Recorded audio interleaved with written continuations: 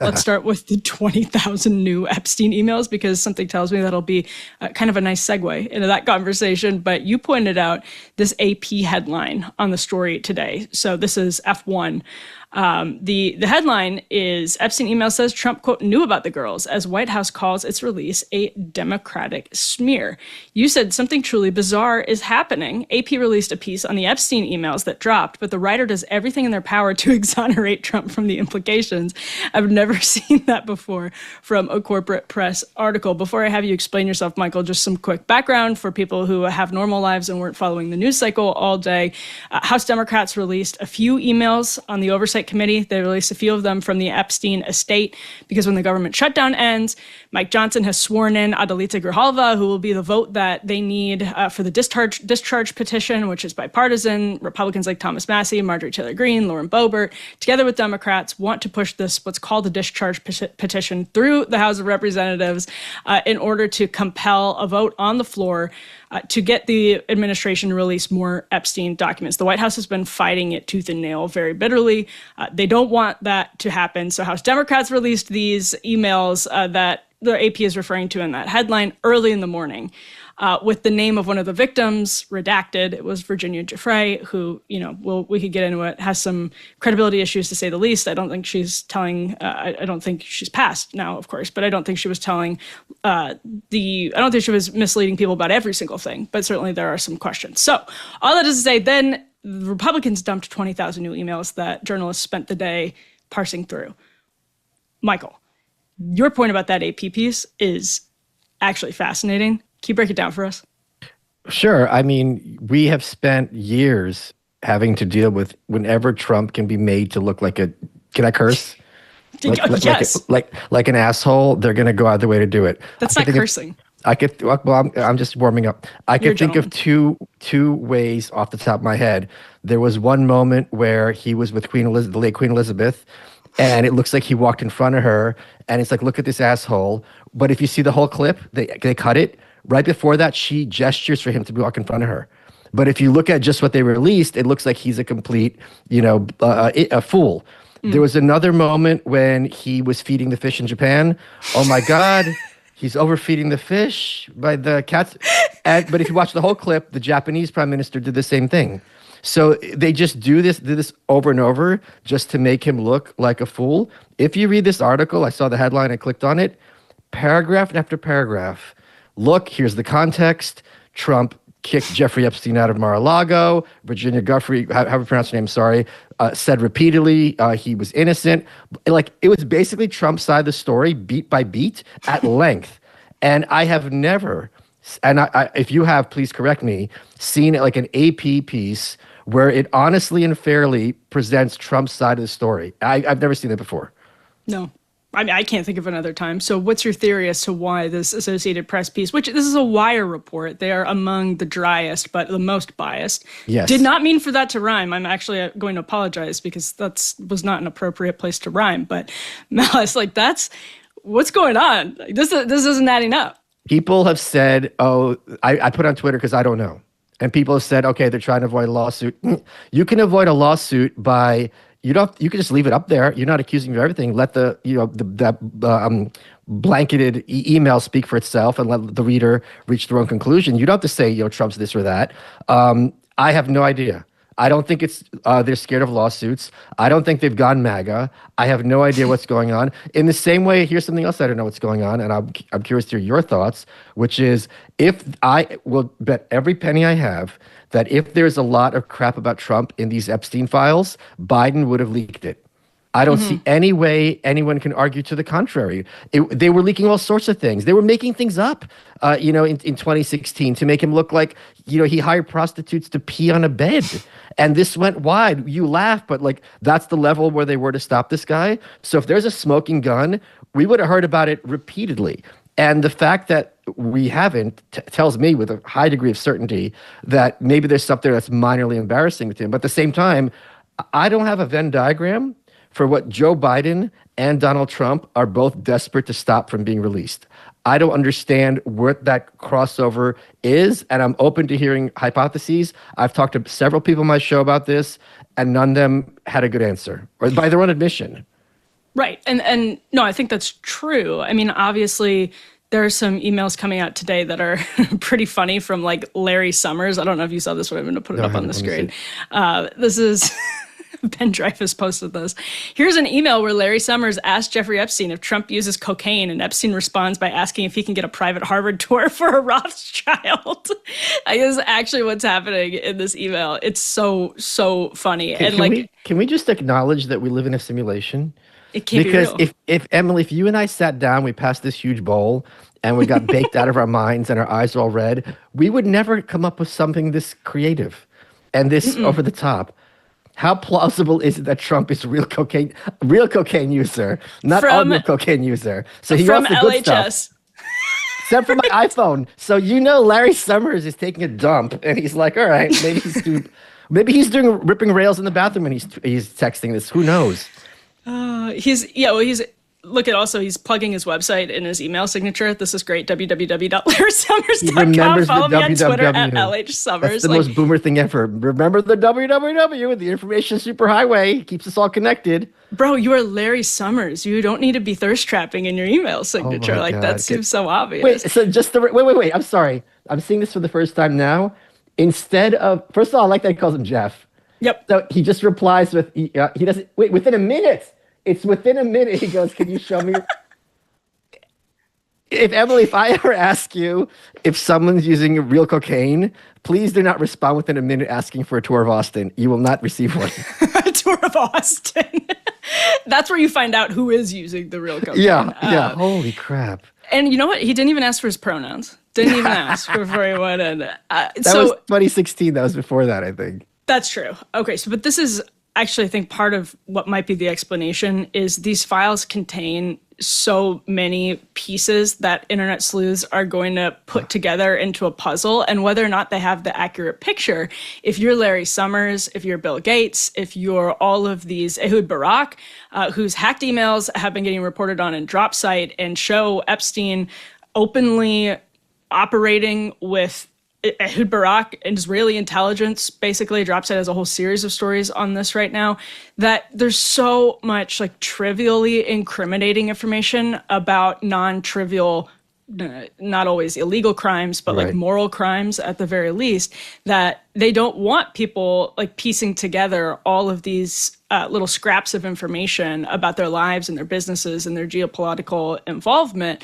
But I don't know. I think at this point, Michael, just would behoove everyone to have the information out there. I know that sounds crazy because we don't know what's in it, but if there's a smoking gun in it, they're not releasing that. They're going to do a 20,000 document dump and leave the one out. So like what's right? Like, why are they fighting this so hard at this point? I again, like I said earlier, I have no good theories. Again, if there's something really now, the one theory I heard that's even remotely plausible was Scott Adams' theory that Trump is using what's in there as blackmail. That he's the one leveraging this stuff to get people to do what he wants. If that's true, I don't see where he's done it. I don't see where he's made anyone from the Democrats do his bidding. Where are the receipts for that? Chuck Schumer maybe reopened the. I really doubt that if first of all, Chuck Schumer went to Epstein Island, but even if he did, I don't think the blackmail is vote on this continuing resolution. That's not the ask. If you have someone who goes to Epstein Island, you ask for much bigger fish, and then Schumer just changed his mind for this one after he got heat for the first time. So if it's a blackmail thing that Trump is now exploiting, where are the receipts? Where are the results? I don't see any. Mm-hmm. Well, okay, so on that point. Today's emails that the Dems released, we mentioned Virginia Giuffre earlier. Her name is redacted in the emails. It just says victim. And these emails are, it goes over something we already know because Trump came out loud and said it on Air Force One, which might explain why the Associated Press story that you saw was relatively favorable, even though there are plenty of things that you could give Trump fair coverage of. Why they chose this one out of like the last 10 years is remarkable. But basically, Epstein says to Ghislaine Maxwell in an email, Trump, of course, knew because he was telling Ghislaine to stop. Or this is part of the email that Epstein sends, saying Trump, of course, knew about the girls. He was telling Ghislaine to stop. Then in another one of these emails, Epstein is trying to figure out, these are the emails between Michael Wolff and Jeffrey Epstein are completely insane, strategizing. Michael Wolff tips off Jeffrey Epstein they're strategizing as to how to handle a question that CNN might ask. But let's just pause that for a second and talk about the Giuffre email.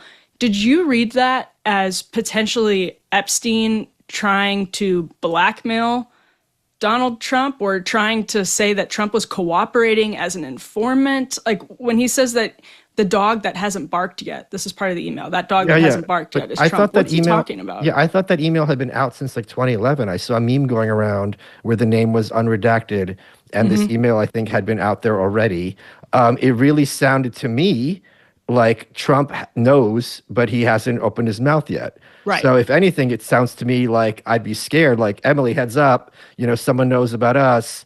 Like, this is like a ticking time bomb. I wouldn't think at all it means he's in on it.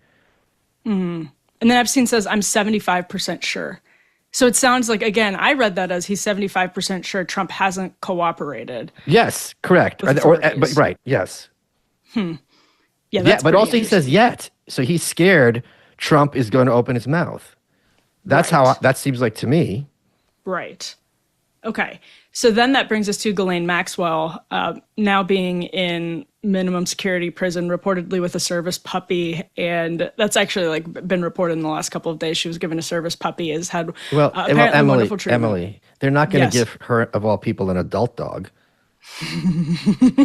Whoa, you are problematic, Michael Malice, to say the least. But so is that then the Scott Adams theory, as we're just hashing this out here? Maybe that actually what Trump is doing is controlling Maxwell. And Maxwell is because from these emails that were released today, obviously Maxwell is in the loop about Trump. So is he trying to control Maxwell by withholding publicly information? Do you remember was it 2020? Yeah. I think it was. There was an interview at the White House, and they said, "What would you say to Ghislaine Maxwell?" He goes, "I'd wish her well." And everyone's like, "What?" Like, to this day, like, okay, if you're implicated, she would understand you throwing her under the bus publicly. Anyone would, right? She's no dummy. And if you're not implicated, what are you doing? It was so. I still don't have an answer for it. And there's several theories that, like, none of them work. Like I said earlier, if he's a client, I don't see any reality where that's not known or at least whispered about. Like, these rumors have in Washington, like, people talk, like, things get out, like it's not a thing. So you tell me that the FBI and the CIA wouldn't have gotten that to the New York Times? Comey's in trouble for doing that right now over something much more minor than this. And what's his defense going to be? That should have been secret. I mean, are you kidding me? Like, what's he going to say if, like, they have him banged to rights? He's not going to have any, like, public defense. Well, okay, so then maybe the theory is what's happening is that they're going to release these documents piecemeal. You get a 20,000 document dump one day, then a 5,000 document dump another day, and you can politically keep saying Republicans are releasing these documents, and go for that, knowing if you're Trump or a donor or Larry Summers type, that nobody's ever actually going to release a smoking gun document.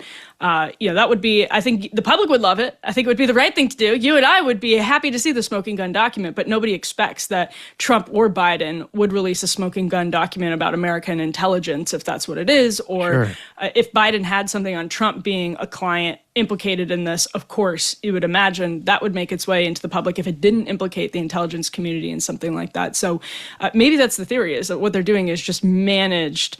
What is the term for it? Like, managed chaos. Yeah. But here's something else that's weird. Like, the longest serving Republican Speaker of the House for many years was Dennis Hastert. And he went to jail for things having to do with child touching. Like, I don't want to get demonetized. I've never heard the Democrats bring it up once. It's this is low-hanging fruit. This is really easy to be like, while you guys are complaining about woke, you voted for this guy to be Speaker of the House, and now he's in jail. You're a hypocrite. You would think that's a gimme, and they don't do it. So again, I don't really have a good. There's this argument to be made that they're literally all child abusers, and maybe even Tammy, what's her name, Senator Tammy Duckworth, all of them, Rosa DeLauro, really, all of them. I don't see it, but I don't know.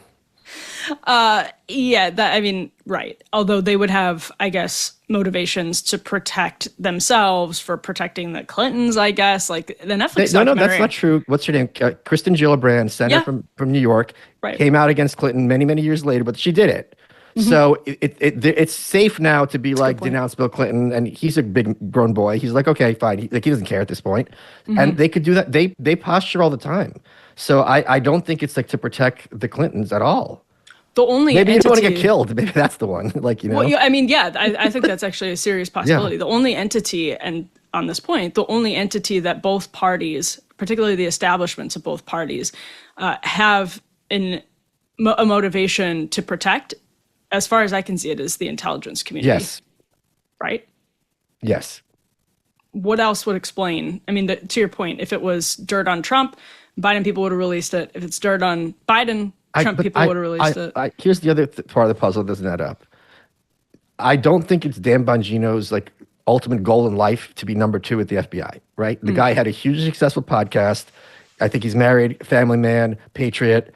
I don't think it would be that easy to flip him, right? I think if there's really some nasty stuff in there, he would either resign or leak it or something like that. Because what's the down? And he gets to be the hero. And the fact that he was like that hostage video, which everyone saw, he's like, oh, everything's fine. Like, I don't know what they could have done to flip him. What leverage could you possibly have over someone who is independent, self-made, a hardcore patriot, tough guy? I think he was a former cop. Like, what could they have done to him that really made it like that? And even if they said, look, if this gets out, it's going to screw things up in Ukraine, Middle East, Asia, who knows? I think at that point, he would still resign. And he would keep his mouth shut, like, being a good soldier for all the story, to be like, you know what? I can't do this. I have this on my conscience. Let's make up some reason why I'm resigning, and I'm out of here. That's what I think he would do, because otherwise it would just drive him crazy. I don't think he's an angel, but I think he has a shred of integrity. And he leaked that he was thinking of quitting back in the spring when the Sure. Epstein problem was stacking up for the administration. So there may be something he's genuinely unhappy with. But again, that's how the intelligence community works. Obviously, you know too much. And at a certain point, you're implicated because of what you know. Right. And you might actually be afraid for your life. That's what a lot of the JFK theories revolve around. So have you ever noticed those creepy ads, I know you have, that pop up on your phone and seem to know exactly where you've been, what you've bought, even what you've been talking about? This happened to me one time in the most specific way ever. Absolutely wild and creepy. You've probably asked yourself, is my phone monitoring me? Yes, I've asked myself that question. I know you have too. The truth is your smartphone is constantly collecting and leaking data without your knowledge or consent. Every day it builds a detailed profile of your life, your location, your habits, your interests, even the people with whom you are communicating. That information is funneled into an invisible marketplace where it's tracked, analyzed, and sold to the highest bidder, which, by the way, can include the government, of course. It's not just annoying, it's invasive, it's so creepy, and it's happening all of the time. But the Up phone by Unplugged is different. It's totally different. It's similar to other phones that you've used in a way that it's just super accessible, easy to blend in. I have it right here in my hand. It's easy to switch from one phone to the Up phone. So similar in that sense, but totally different when it comes to privacy and tracking. It is designed actually to protect your privacy from the ground up. Super cool. No hidden trackers, no data mining, just a secure, streamlined smartphone experience that puts you back in control. Whether you're texting, browsing, or using apps, the Up phone ensures your personal information stays personal. It's the phone for people who are done being watched. The tools on this thing are absolutely incredible. It's giving me, like, I'm pulling it up right now, giving me a data warning, gives you a firewall, constant information, all of that good stuff. So, but it functions really easily and really smoothly. So again, if you're ready to take back your digital privacy, visit unplugged.com/Emily to get $25 off a phone case with a purchase of a phone. That's unplugged.com/Emily, because your life should be yours, not theirs.